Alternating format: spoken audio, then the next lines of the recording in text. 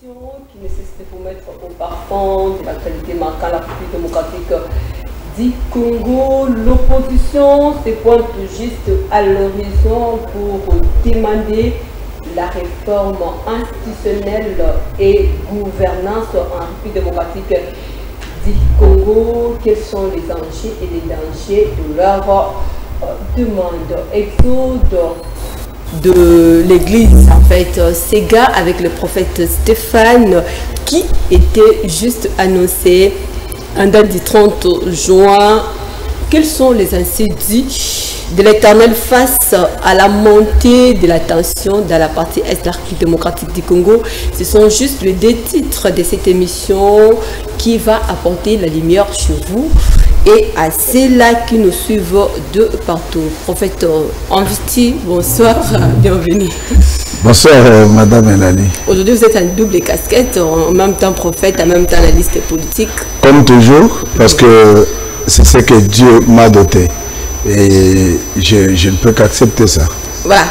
Rien n'a changé. C'est toujours, je veux dire, le même système. On va commencer d'abord cette émission avec la réforme institutionnelle et gouvernance en République démocratique du Congo. Sur ces, quel regard portez-vous sur les institutions et la gouvernance 64 ans après en RDC? Bon, merci beaucoup Madame Elali pour la question, combien louable, parce que c'est l'affaire de la République démocratique du Congo qui m'intéresse beaucoup. La réforme des institutions, la gouvernance, nous savons que à chaque moment, et on doit toujours faire la réforme, parce que il y a des différents ministères où il y a aussi le réforme. On est en train de réformer. Comme je vais vous donner par exemple le ministère de la fonction publique. Quand vous allez dans ce ministère de fonction publique, vous trouverez qu'il y a vraiment une très grande réforme qu'on est en train de faire. Et il y a des décennies d'années où il n'y avait pas donc des retraités dans ce pays. Et avec son excellence, donc vu le VP et l'IAO, il y a eu aujourd'hui donc les gens qui sont allés en retraite, des secrétaires généraux, des hauts cadres, ainsi que des différents agents qui ont été retraités. Il y a des gens, il y a beaucoup d'années où beaucoup de gens n'avaient pas été mécanisés. Et aujourd'hui, on a mécanisé. On est en train de mécaniser les fonctionnaires de l'État. Les gens qui ont fait beaucoup d'années comme étant les NU. Vous voyez? Donc, la réforme est en train de se faire dans les différentes institutions. Mais je ne sais pas, quand l'opposition parle de la réforme, il parle de quelle sorte de réforme. Parce que nous trouvons que les choses sont en train de marcher. Vous savez, quand on parle du changement ou du développement, le développement n'a jamais été brusque. Le développement, on y va mollo. Et quand on commence avec le développement est toujours blessé. Ceux qui ne comprennent pas, vous voyez. Mais c'est quand ils voient la réalisation de certaines choses, c'est alors que vous allez voir que les gens maintenant vont accepter. Nous avons vu certainement le gouvernement de la République démocratique du Congo est en train de travailler. Bien que l'actuel qui est dirigé par Madame Judith Suminho a pris vraiment beaucoup de temps pour que nous puissions avoir l'équipe gouvernementale. Mais laissez-moi vous dire que ce gouvernement a tout un programme. Et ce programme doit être réalisé. Quand on parle de la réforme, je ne sais pas, c'est la réforme à quel niveau? Ils n'ont pas seulement évoqué la réforme institutionnelle, ils ont évoqué aussi la gouvernance. Peut-être c'est dans ces cas-là que ça pose problème, vous, de votre côté. ne croyez-vous pas que juste ce sera une manière de trouver aussi des résolutions efficaces pour l'émergence et les bons décollage aussi de notre beau pays, la République démocratique du Congo? Non, écoutez, pour faire, c'est pas si, quand on parle de la gouvernance. La gouvernance, nous avons les institutions. Nous avons l'institution comme président de la République. Nous avons le gouvernement de la République, donc qui a tout un programme. Et ce programme qui a été donc adopté par l'Assemblée nationale. Vous voyez, c'est déjà les institutions qui... Vous savez, madame, il y aura vraiment de quoi le changement dans beaucoup de choses. Il y aura vraiment le changement dans beaucoup de choses parce que toutes les batteries sont mises en marche. Et nous voyons de la manière que Madame Simino est en train de faire le travail, les efforts qu'elle est en train de consentir dans les différents secteurs, alors dans les différents départements. Donc, vous voyez, donc, nous sommes rassurés que les choses vont aller de l'avant. L'opposition a toujours raison de pouvoir lever donc sa voix. Parce que la voix de l'opposition on doit toujours l'entendre. On ne peut pas faire l'abstraction ou ignorer l'opposition. L'opposition existe parce que l'opposition doit faire pression donc au pouvoir en place afin de recadrer les choses. Dans un pays où il n'y a pas l'opposition, c'est-à-dire qu'il y aura ce qu'on appelle donc la dictature, n'est-ce pas? Donc, mais quand l'opposition est là, il est en train de recadrer certaines choses que peut-être le pouvoir regarde que non, j'ai fait bien, j'ai fait mieux, mais l'opposition regarde avec un autre regard pour dire que non, vraiment, ce que vous avez fait, ce n'est pas bon. Mais il faut que l'opposition soit être claire pour démontrer à quel niveau, au niveau de la gouvernance, qu'est-ce qu'on doit refaire. Parce que moi, je trouve que le gouvernement essaie encore même brusquer les choses parce que le gouvernement vient que de commencer. Il y a même certains ministres qui ont été reconduits dans ce gouvernement. Donc c'est parce que ces ministres s'étaient distingués par rapport à leur travail. Vous voyez. Et si nous voyons aujourd'hui, nous attendrons toujours qu'il y ait de bonnes choses parce que nous voyons de la manière, la ligne où vont les choses, que avec le gouvernement, pour la première fois qu'il soit dirigé par une femme, alors nous savons qu'en tant que mère, il aura à faire mieux les choses. Parce que c'est la mère qui a le contrôle de la maison, qui connaît là où il y a des défauts, là où il y a ceci ou cela. Et je crois qu'avec Madame Simino, nous allons réussir. Qui vivra verra la suite de toute façon de votre déclaration. L'histoire ne s'efface jamais. Je vais d'abord faire un pas en arrière vers 1988 où on a vécu aussi avec une réforme de quelques provinces, notamment les Kivu, qui a permis qu'on puisse avoir juste 3 entités, Nord Kivu, Sud Kivu, ainsi que Maniema. Sentez-vous vraiment l'épanouissement, le développement?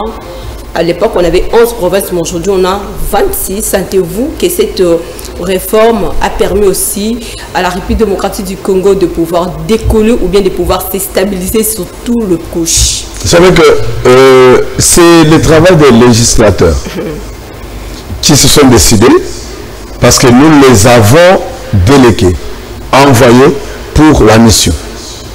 Et ils doivent faire des lois, ils doivent faire des réformes, ainsi de suite. Parce que ce sont des lois qui apportent aussi les réformes. Alors, vous savez, d'une part, je suis tout à fait d'accord avec ce qu'on a fait. Aujourd'hui, nous avons beaucoup de provinces dans notre pays. parce que notre pays a une dimension continentale. Alors, aujourd'hui que nous avons 26 provinces, c'est à ceux-là qui sont en tête des provinces, ceux qui travaillent pour les provinces, qu'ils puissent faire à ce que nous puissions avoir un développement rapide. Parce que prenons la province du Kassai oriental. C'est devenu comme une cuisine en République démocratique du Congo. Elle est devenue trop petite. Et si aujourd'hui, ceux qui sont en tête de la province, ils se mettaient au travail, c'est-à-dire qu'ils peuvent développer rapidement la province. Je vais vous donner l'exemple de Lualaba. Je ne suis pas venu pour faire des publicités de gouverneurs aussi. Mais il faut apprécier, là il faut apprécier.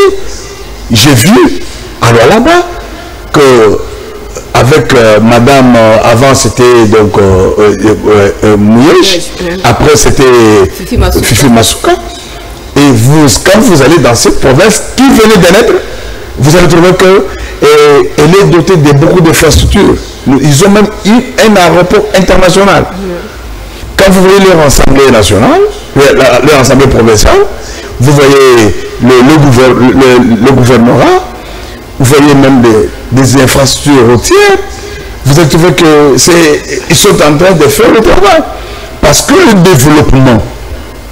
le développement d'une province commence par la tête.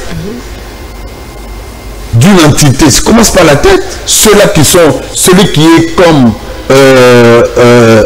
responsable numéro 1, qui travaille, qu'est-ce qu'il apporte comme innovation dans sa province. Donc il faut savoir même être entouré avec les gens qui réfléchissent et non pas ceux-là qui viennent pour remplir les poches et partir. S'il faut se référer avec la politique ou soit le système de Joseph Mobutu à l'époque qui faisait juste la permutation, ça va être aussi une résolution pour nos provinces. Ça va être, c'est qu'avec Joseph Mobutu, il avait réussi à faire ce qu'il avait fait, de prendre des gens de telle province, il l'amène dans une autre province, et ainsi de suite. Il avait fait un bon travail. Mais actuellement, nous avons la Constitution, dont moi, je te dis franchement que si le procès veut parler de la réforme, il fallait qu'on parle de la Constitution, parce que même dans mon message que j'ai lancé, selon les seigneurs, ce que tu m'avais dit, que la mission qu'on donne à l'Assemblée nationale actuelle, c'est de pouvoir changer totalement la Constitution. La Constitution que nous avons, c'est la Constitution des impérialistes, qui est là pour les avantages. Mais il faut qu'on puisse changer cette Constitution, vous voyez, parce que aujourd'hui, quand vous allez trouver dans des provinces, certainement, il y a des gens de d'autres provinces qui se font donc élire dans d'autres provinces. Nous avons l'exemple ici de Jonas Mungamba, qu'on a donc élu comme sénateur donc à l'Équateur. Vous voyez, ça peut se faire comme ça, mais avec maintenant la Constitution qui est trop limitée. Et c'est maintenant que vous allez voir que tout le monde va dire, ah, oh non, ici chez nous, il faut seulement que ce soit notre frère. Et quand on attaque même certains ministres du gouvernement qui ont volé, qui ont fait cela, nous les ressortissons d'eux. Nous les ressortissons d'eux. C'est ça la chanson d'aujourd'hui. Et pourtant, les pays, parce que la RDC est indivisible. Donc, c'est-à-dire que nous ne pouvons pas rester avec ce système-là. C'est comme ça que moi, personnellement, j'ai toujours dit qu'il faut normalement qu'on puisse changer catégoriquement la Constitution que nous avons. Changer catégoriquement la Constitution que nous avons dans l'affirmatif, de toutes les façons. Croyez-vous que le pays a-t-il de moyens dans les contextes actuels pour se permettre de faire cette réforme? Nous avons les moyens. Quels moyens que vous cherchez, madame Elali? Nous avons les moyens. Notre pays est un pays très riche. Si aujourd'hui nous décidons, nous allons faire quelque chose. Référez-vous de madame, référez-vous de Ibrahim Traoré. Aujourd'hui, quand vous allez à Burkina Faso, vous allez voir qu'il y a une réforme. N'est-ce pas? Et ils sont en train de travailler avec leur monnaie. Et ce que nous avons découvert aussi avec le franc CFA, qu'on est en train d'utiliser aujourd'hui, la France avec quel pourcentage? C'est pour dire que les choses que nous sommes en train de vivre chez nous, ça révolte. Nous devons prendre nos responsabilités. Entre autres, la richesse aussi de la République démocratique du Congo que vous venez juste d'évoquer ici, qui n'en profite à personne. Mais le problème, c'est que c'est parce que toutes les entreprises qui sont en train d'exploiter nos richesses, ce sont des entreprises des multinationaux. Vous voyez, ce sont eux qui décident. Vous allez voir qu'il y avait par exemple dans le temps, c'est Anvers qui décidait sur le diamant industriel qui était exploité dans le Kassai. Vous voyez, c'était l'Anvers. C'est l'Anvers qui décidait sur les minéraux qu'on exploitait dans le Katanga et aussi dans d'autres provinces, l'or, cobalt, cuivre, ainsi de suite. C'est l'Anvers qui décidait. Mais c'est nous qui avons les richesses nous appartenaient. Aujourd'hui, nous sommes en train de passer tout ce temps de vie parce que nous-mêmes, nous ne comprenons pas. Parce qu'il faut qu'il y ait une révolution qui doit nous permettre vraiment à ce que nous comprenons les choses. Une révolution dans le dire ou bien une révolution dans le fait? Dans le fait, non. Écoutez, quand on parle de révolution, c'est dans le fait. Parce que je vous dis qu'aujourd'hui, le président Félix Antoine Tshisekedi a commencé par nous montrer qui est notre ennemi. Vous voyez? Et aujourd'hui, nous sommes allés plus loin pour connaître encore au fond la mémoire qui est derrière notre ennemi. Nous avons Rwanda, nous avons Ouganda. Vous voyez? Et c'est aujourd'hui là que les Congolais, nous devons comprendre que après tout, nous pouvons nous décider également de prendre les armes, de dire non à ces atrocités qu'on est en train de faire par les impérialistes. C'est un moyen aussi de faire des réformes, c'est ça en fait. Hein? Oh, mais c'est ça. Nous devons. La révolution, c'est l'esprit. C'est l'esprit. Moi, j'ai toujours soutenu ça. Parce que Dieu n'a pas besoin de lâches. Dieu a besoin des gens éveillés qui doivent se révolter. Merci beaucoup pour chiter avec le tout premier sujet. Je vais d'abord du côté de la régie pour prendre cet élément. Ensuite, votre propos, c'était juste, je rappelle à nos fidèles téléspectateurs que c'était le 30 juin où vous êtes juste se prononcer devant l'église du corps du Christ tout en léguant, en donnant un message venant de la part du Seigneur. Ensuite, cet élément, on se retrouve juste après pour faire les commentaires. Il a demandé l'autorisation au roi. Et le roi lui a demandé combien durera-t-il. Parce que l'ennemi avait besoin que l'on puisse délivrer le peuple d'Israël. Les terrains étaient détruits et les portes étaient consumées. Et il est écrit dans la Bible, Néhémie a commencé la marche. Il est allé, il a regroupé ses frères. Il a parlé avec eux au milieu de la nuit. Et la Bible dit au verset 18, il leur racontait comment la bonne de mon Dieu avait été sur moi. Quelle parole le roi m'avait adressée. Alors il dit, levons-nous et partissons. Et la Bible déclare, il s'est fortifié dans cette bonne résolution. Laissez-moi te dire, frères et sœurs, ce pays ne sera pas délivré par les Américains, par les Chinois, par les Belges qu'ils ont colonisés. Ils sont tous ennemis de ce pays. Et si vous suivez les informations, laissez-moi vous dire, ce sont ces gens-là qui nous combattent. Mais dans ce texte, je les considère comme les Sambala. Je les considère comme les Tobidia.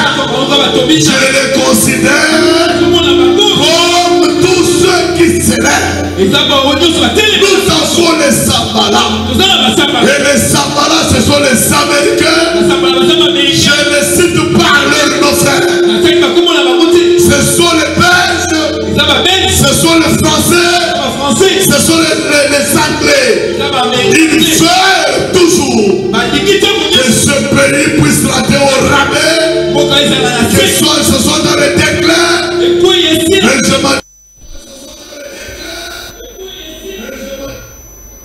Merci beaucoup pour cet élément. Nous sommes de retour sur ces plateaux. Hier, c'était juste comme un rêve. Aujourd'hui, une réalité en face de la population congolaise. Et pourquoi pas dans l'église Corps du Christ avec le prophète Stéphane. Vous l'avez bien suivi. Je reviens à vous.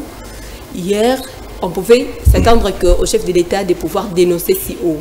Aujourd'hui, c'est vous qui dévoilez encore que ces pays ne sera pas délivré par les Américains, les Français, le Belge, j'en passe, et qui va délivrer la République démocratique du Congo en suivant votre message.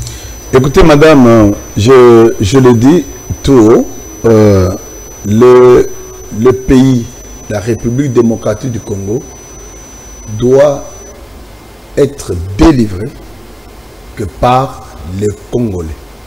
Premièrement, c'est Dieu qui est à la base de la délivrance. Parce que ce pays, c'est un pays qui a vraiment les promesses de Dieu.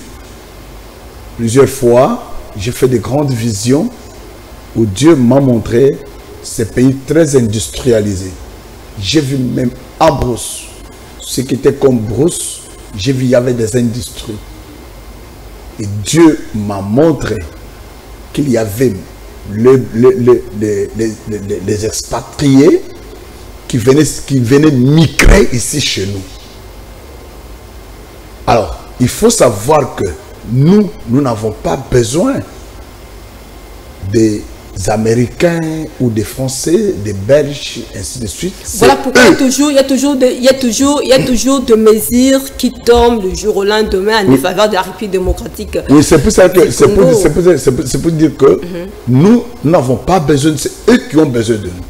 Parce que eux, ils viennent travailler, ils viennent extraire ce que nous avons comme richesse. Ils prennent ça, ils amènent. Et c'est pour cela que nous sommes combattus. C'est ça la guerre qu'ils ont menée contre la République démocratique du Congo et surtout l'Afrique. Alors, ce qu'il faut savoir est que l'Afrique et la République démocratique du Congo ne doivent être délivrées que par les fils et les filles de la République. Et les fils et les filles de l'Afrique. C'est là qu'il y aura la délivrance. Et aujourd'hui, si nous avons des présidents qui peuvent parler à un président français en lui montrant le doigt, c'est pour dire que nous sommes dans un chemin de la délivrance, donc de notre pays. Dieu organise les choses comme il le veut. Dieu a, pour le miracle de Jérusalem, qui était détruite, et les portes qui étaient consumées, Dieu a mis à cœur un homme qui s'appelait donc Néhémie, qui travaille chez le roi. Il a pris la décision d'aller pour rebâtir les murailles de Jérusalem. Et quand il est parti avec la lettre du roi. Et quand il est parti, il a réveillé ses frères. Au milieu de la nuit, il a parlé avec eux. Il leur a montré comment la main de l'Éternel était avec lui. Et quand il a fait le plan pour rebâtir les murailles de Jérusalem, il y avait des Sambala, il y avait les Tobidja, il y avait les Keshan, arabes. Ils étaient là. Ils se moquaient d'eux. Laissez-moi te dire que aujourd'hui, on se moque de nous. Même de tout ce que nous sommes en train de parler ici. On se moque. Même pendant que je parle, il y a des gens qui se moquent de moi. Mais laissez-moi te dire que l'Éternel sera avec nous. Parce que Néhémie, avec ses faisceaux, dit, nous, ses serviteurs, nous les verrons et nous bâtirons. S'il faut l'actualiser, cette histoire sur le plan de la République démocratique du Congo, qui est alors notre Néhémie actuel. Mais notre Néhémie, aujourd'hui, actuellement, nous avons le Néhémie, c'est le président de la République. C'est le président de la République démocratique du Congo, qui était considéré comme un homme faible. Mais avec le temps, nous avons réalisé un homme fort, que Dieu a donné une mission. Et la mission là, c'est de refaire beaucoup de choses dans ce pays. Et j'en profite pour m'adresser au président de la République pour dire que Dieu, il m'a dit, avec l'Assemblée nationale actuelle, ils doivent changer la constitution de la République démocratique du Congo. Et que nous puissions adapter la constitution par rapport aux réalités de notre pays. C'est ça qui mettra fin au rumbatou de la partie démocratique du Congo. C'est ça qui mettra fin aux larmes, aux cris de larmes de la population de la partie République démocratique du Congo. C'est ça qui mettra fin à tout ce que nous cessons de vivre du jour au lendemain dans notre pays, la République démocratique du Congo. Madame, il y a beaucoup de choses. Il y a beaucoup de choses qu'on doit faire. Mais qu'on commence par la Constitution. Pourquoi la Constitution? Qu'on commence par la Constitution. Parce que cette Constitution, je vais vous dire que c'est une Constitution qui a été calquée par sur la Constitution française. Nous ne sommes pas des Français. Nous sommes des Congolais. Les Français, ils ont leur réalité et nous avons nos réalités. C'est comme ça que nous devons adapter la Constitution par rapport donc à nos réalités. Et je veux te dire qu'avant que cette législature se termine, on touchera à la Constitution. C'est Dieu qui m'a dit. Je le dis encore, c'est Dieu qui m'a dit. Je lève mon doigt en l'air. C'est Dieu qui m'a dit. Et cette Constitution doit être changée. Doit être changée. Parce que trop, c'est trop. On a pris... Vous savez que aujourd'hui, nous sommes, par rapport même à notre Constitution, ce sont d'autres personnes qui viennent avec les idées. Faisons ça, faisons ceci, faisons cela. Vous ne pouvez pas faire ça. Vous ne pouvez pas faire ça. Vous ne pouvez... Mais écoutez, qui est en train de donner de l'ordre à la République? À qui la faute? Mais non, écoutez, la faute n'est pas ni à l'un ni à l'autre, mais c'est que nous puissions avoir l'éveil de conscience, que nous puissions nous lever. Vous savez, à cause de cette constitution, aujourd'hui, le pasteur Coutinho Fernando, il s'est réveillé, il a parlé. Aujourd'hui, Coutinho Fernando, il est dans le garage. Il a parlé de cette histoire de la Constitution plusieurs fois. Comme on nous avait caché autrefois, la Bible parle de l'Église catholique. Et aujourd'hui, donc la Constitution, même la Constitution que nous avons ici, les Congolais n'en ont même pas la maîtrise. Vous voyez? C'est quelque chose qu'on nous a imposé comme tel. Nous ne pouvons pas continuer à avoir seulement les choses que les impérialistes sont en train de nous imposer. Non. Nous sommes africains. Nous sommes africains, nous devons parler aussi comme africains. Avez-vous juste dénoncé la Belgique comme étant l'un des pays complices, comme comploteur aussi de la République démocratique du Congo? Avez-vous oublié que ce sont juste nos pères qui nous ont facilité, s'il faut le dire, qu'on puisse avoir cette indépendance? C'est un parrain aussi pour la République du Congo. Vous ignorez leurs efforts, vous ignorez leur apport pour ces beaux pays aussi. Est-ce que tu sais que nous n'avons pas encore reçu l'indépendance? Et quand on parle de l'indépendance politique, même si on parle d'indépendance politique, allons d'abord de l'indépendance politique, okay, dont nous disons que non, nous avons l'indépendance. Est-ce que nous avons l'indépendance politique? Et ça ne vous rien? Je ne sais rien. Parce que depuis très longtemps, la politique de la République démocratique du Congo était faite ailleurs et non pas en RDC. Je peux te donner un exemple. Quand on fait des conclaves, des tables rondes. Beaucoup, on le fait, on le fait où? Est-ce qu'on le fait en RDC? Pourquoi on doit choisir aller le faire ailleurs? On ne le fait pas en RDC. Oh, ce sont les affaires qui je te fais réfléchir. Ce sont des choses qu'on doit parler en RDC. Nous avons la conférence nationale. Que je finisse aussi avec vous, parce que lorsque tout ce qui concerne la République démocratique du Congo est traité en dehors de notre pays, est-ce que croyez-vous que c'est par erreur ou bien par prise de conscience de nos autorités? Les problèmes, madame, les problèmes, c'est la main noire dont je te parle, qui est en train de prendre donc le pays en otage. Nous avions eu une très grande